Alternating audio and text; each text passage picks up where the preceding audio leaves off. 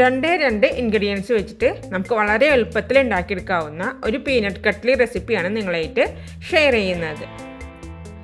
ഒരു കപ്പ് കപ്പലണ്ടിയും ഒരു 10-15 മിനിറ്റ് കൊണ്ട് നമുക്ക് ഈ ഒരു സ്വീറ്റ് ഉണ്ടാക്കിയെടുക്കാനായിട്ട് പറ്റും.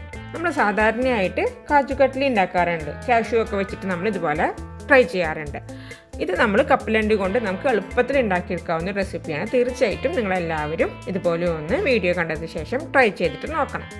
അതിന് വേണ്ടിയിട്ട് ഞാനിപ്പോൾ ഇവിടെ ഒരു പാൻ വെച്ച് ഒന്ന് ചൂടായി വന്നതിന് ശേഷം അതിലേക്ക് ഒരു കപ്പ് കപ്പലണ്ടി ഞാൻ ചേർത്ത് കൊടുക്കുന്നുണ്ട്. ഇനി ഈ കപ്പലണ്ടി ഒന്ന് നമ്മൾ നന്നായിട്ടൊന്ന് വറുത്തെടുക്കണം. സാധാരണ നമ്മൾ കപ്പലണ്ടി വറുക്കുന്ന പോലെ ഒന്ന് വറുക്കണ്ട കേട്ടോ. നമ്മളൊരു 2-3 മിനിറ്റ് ഇതൊന്ന് ഈ കപ്പലണ്ടി ഇട്ടൊന്ന് ചൂടാക്കിയാൽ മതി. നമുക്കിതിൻ്റെ ആ ഒരു തൊലി മാറ്റിയെടുക്കാൻ വേണ്ടിയിട്ടാണ് നമ്മളിപ്പോൾ ഈ ഫ്രൈ പാനിൽ ഇട്ടിട്ട് ഇതിനൊന്ന് ചൂടാക്കിയെടുക്കുന്നത്.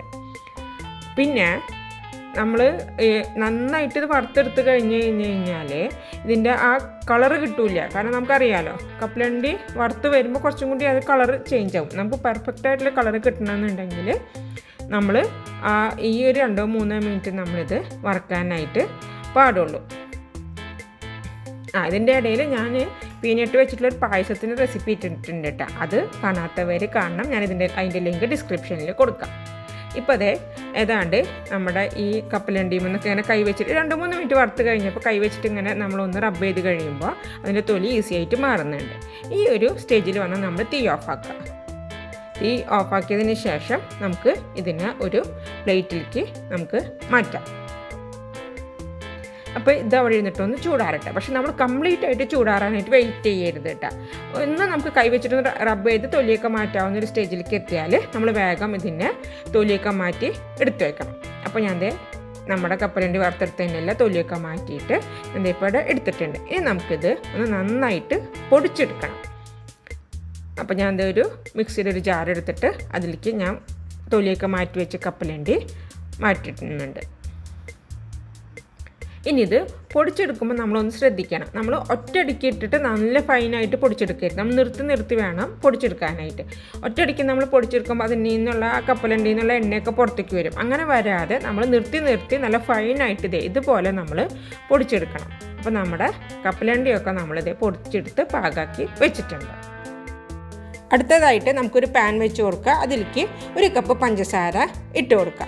ഒരു കപ്പ് പഞ്ചസാര ചേർത്ത് ചെയ്യുമ്പോൾ നമുക്ക് മധുരം പാകമായിരിക്കും കേട്ടോ. അത് 1/2 കപ്പ് വെള്ളവും കൂടി ഞാനിപ്പോൾ അതിലേക്ക് ഒഴിച്ചു കൊടുത്തിട്ടുണ്ട്. ഇനി ഈ പഞ്ചസാര ഒന്ന് നന്നായിട്ടൊന്ന് മെൽട്ടായിട്ട് വരട്ടെ. പഞ്ചസാര നന്നായിട്ട് മെൽട്ടായിട്ട് നമുക്കിതിനെ ഒരു നൂൽ പാവിലേക്ക് ആക്കിയെടുക്കണം. 1 സ്ട്രിങ് കൺസിസ്റ്റൻസിയിലേക്ക് ആക്കിയെടുക്കണം. അതിന് മുമ്പായിട്ട് നമുക്കിതിലേക്ക് കുറച്ച് ഏലക്കായപ്പൊടി ഇട്ട് കൊടുക്കാം. ഒരു നുള്ള് ഉപ്പും ചേർത്ത് കൊടുക്കാം. അപ്പോൾ ആ മധുരമൊക്കെ ഒന്ന് നന്നായിട്ടൊന്ന് ബാലൻസ്ഡ് ആയിക്കോളും. അപ്പോൾ നമ്മുടെ പഞ്ചസാര പാനി ഏതാണ്ടൊക്കെ റെഡി ആയിട്ടുണ്ട്. നമുക്കൊന്ന് നോക്കാം. ഒരു ഇത്തിരി എടുത്തിട്ട് അതുമ്പോൾ ഒന്ന് കൈമൊന്നായിട്ട് നമുക്കൊന്ന് നോക്കാം. അപ്പോൾ ഏകദേശം ഒരു 1 സ്ട്രിങ് കൺസിസ്റ്റൻസിയിലേക്ക് നമ്മുടെ പഞ്ചസാര പാനി എത്തിയിട്ടുണ്ട്.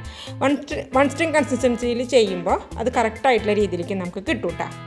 ഇനി നമുക്കിതിലേക്ക് നമ്മൾ നേരത്തെ പൊടിച്ച് വെച്ചിട്ടുള്ള നമ്മുടെ കപ്പലണ്ടിയുടെ പൊടി ഉണ്ടല്ലോ, അത് ഇതിലേക്ക് ചേർത്ത് കൊടുക്കാം. കപ്പലണ്ടിയുടെ ആ ഒരു പൊടി ചേർത്ത് കൊടുത്ത ശേഷം നന്നായിട്ട് ആ പഞ്ചസാര പാനിയും ഈ കപ്പലണ്ടിയുടെ പൊടിയും കൂടി നന്നായിട്ട് യോജിക്കുന്ന തരത്തിൽ നമുക്കൊന്ന് ഇളക്കി മിക്സ് ആക്കണം. ഇത് വലിയ ബുദ്ധിമുട്ടൊന്നുമില്ല കേട്ടോ. പെട്ടെന്ന് തന്നെ അത് നന്നായിട്ട് യോജിച്ചിട്ട് വരും. അപ്പോൾ നമ്മളൊരു 1-2 മിനിറ്റ് ഇതുപോലെ ഒന്ന് ഇളക്കി കൊടുത്തു കഴിഞ്ഞാൽ നമുക്ക് പെട്ടെന്ന് അത് കൂട്ടി യോജിപ്പിക്കാനായിട്ട് പറ്റും.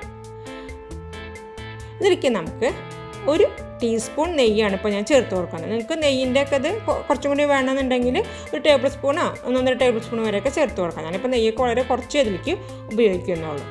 ഇനി നമ്മൾ 1-2 മിനിറ്റും കൂടി ഇതുപോലെ ഒന്ന് ആക്കിയെടുത്ത് കഴിഞ്ഞാൽ ഇപ്പോൾ ഏകദേശം നമ്മുടെ ഈ പാനിൽ നിന്നൊക്കെ ആ ഒരു ഇത് വിട്ട് വരാനായിട്ട് തുടങ്ങിയിട്ടുണ്ട്. ഈ ഒരു പരുവായി കഴിഞ്ഞ് കഴിഞ്ഞാൽ നമുക്ക് തീ ഓഫാക്കാം. ഇപ്പോൾ നമ്മളിങ്ങനെ എടുത്തിട്ട് കുറച്ചിങ്ങനെ ഇടുമ്പോൾ ഒരു റിബൺ ടൈപ്പിലല്ല അത് വീഴുന്നത്. അതാണ് ഇതിൻ്റെ ഒരു പാകം എന്ന് പറയുന്നത്. അപ്പോൾ ഈ ഒരു സ്റ്റേജിലേക്ക് എത്തിക്കഴിഞ്ഞാൽ നമ്മൾ തീ ഓഫാക്കിയിട്ടുണ്ട്. തീ ഓഫാക്കിയ ശേഷം ഇതുപോലെ ഒരു പ്ലേറ്റിൽ ഒരു ഇത്തിരി നെയ്യ് തടവുക. എന്നിട്ട് നമ്മൾ തയ്യാറാക്കി വെച്ചിട്ടുള്ള ആ ഒരു കപ്പലണ്ടിയുടെ ആ ഒരു മിക്സ്ചർ പ്ലേറ്റിലേക്ക് ഒന്ന് നമുക്ക് വേഗം തന്നെ ട്രാൻസ്ഫർ ചെയ്യാം. കാരണം ഇത് പെട്ടെന്ന് കട്ടിയാവും. അപ്പോൾ അതുകൊണ്ട് തന്നെ നമുക്ക് പെട്ടെന്ന് തന്നെ പ്ലേറ്റിലേക്ക് അത് ഇട്ട് കൊടുക്കണം കേട്ടോ.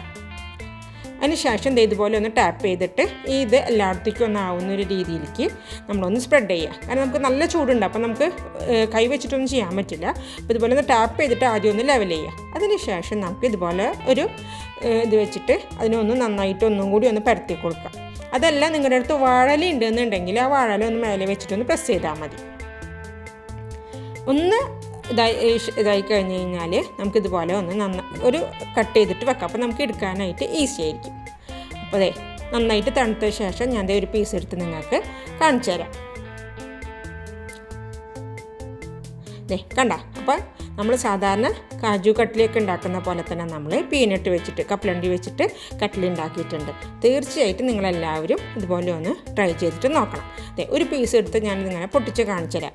നല്ല സോഫ്റ്റാണ്, അത്ര ഹാർഡും അല്ല, അത്ര സോഫ്റ്റും അല്ല. കണ്ട. അപ്പോൾ തീർച്ചയായിട്ടും നമ്മുടെ വീട്ടിലെല്ലാവരും വീട്ടിലുണ്ടാകും കപ്പലണ്ടിയൊക്കെ. അതുകൊണ്ട് നമുക്ക് ഈസി ആയിട്ട് ഉണ്ടാക്കിയെടുക്കാവുന്നൊരു സ്വീറ്റ് റെസിപ്പിയാണ്. നിങ്ങളെല്ലാവരും ഇതൊന്ന് ട്രൈ ചെയ്തിട്ട് നോക്കണം. നിങ്ങൾക്ക് ഇഷ്ടമായി കഴിഞ്ഞ് കഴിഞ്ഞാൽ ഫീഡ്ബാക്ക് കമൻറ്റ് ബോക്സിൽ എഴുതാനായിട്ടും മറക്കരുത്. മറ്റൊരു നല്ലൊരു വീഡിയോയുമായിട്ട് ഞാൻ വീണ്ടും വരാം. എല്ലാവർക്കും താങ്ക്സ് ഫോർ വാച്ചിങ്.